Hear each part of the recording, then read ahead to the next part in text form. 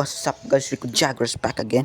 And for today we're gonna do another unboxing, but with a twist. Unboxing and making custom figure. So without further ado, let's go.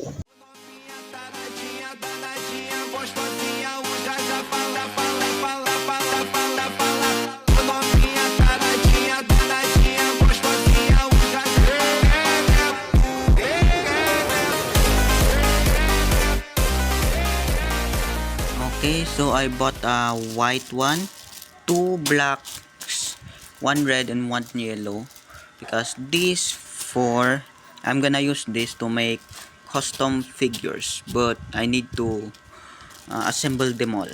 So without further ado, let's get into it. And this one, I'm gonna give it to my friend.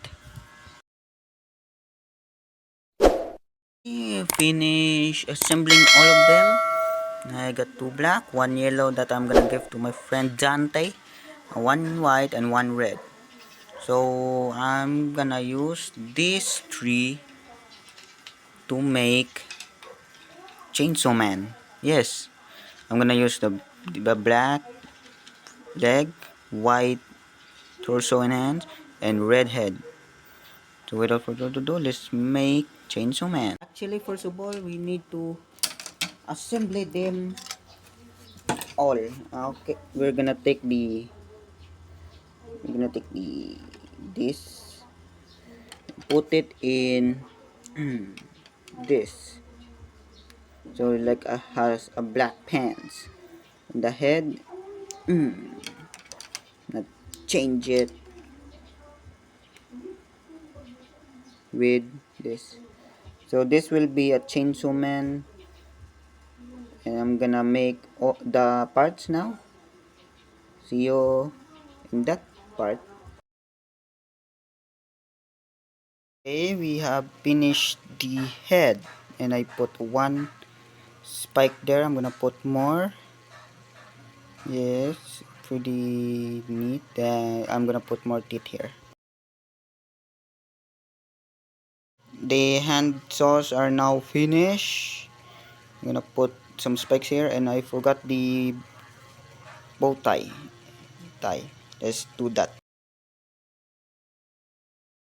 And here we have the Chainsaw Man figure. Yes, it's not colored yet, but I'm gonna color it later because we're gonna work on another figure, the black one. That's why he has black leggings, because I got it from the black figure. But if you guys wondering why I buy two black figures, because I'm gonna make this into okarun.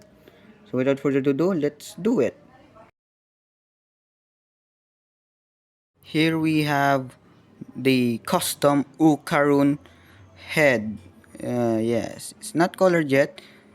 Yeah, here we go. Full body watch. And I'm gonna put more like the skirts he got. So let's do it. But before I rebuild them, please make sure hit that subscribe button and leave a like. So without further ado, let's do it.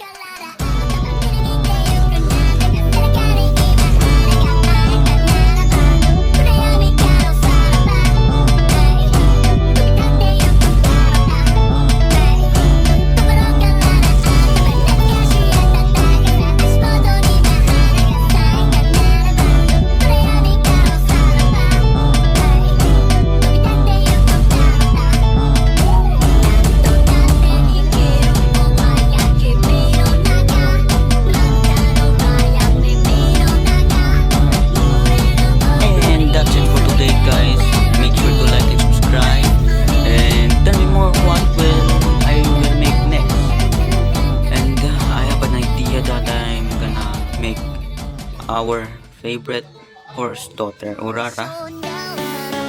So please make sure to subscribe to see that next custom figure build, and we'll see you in the next one. Peace.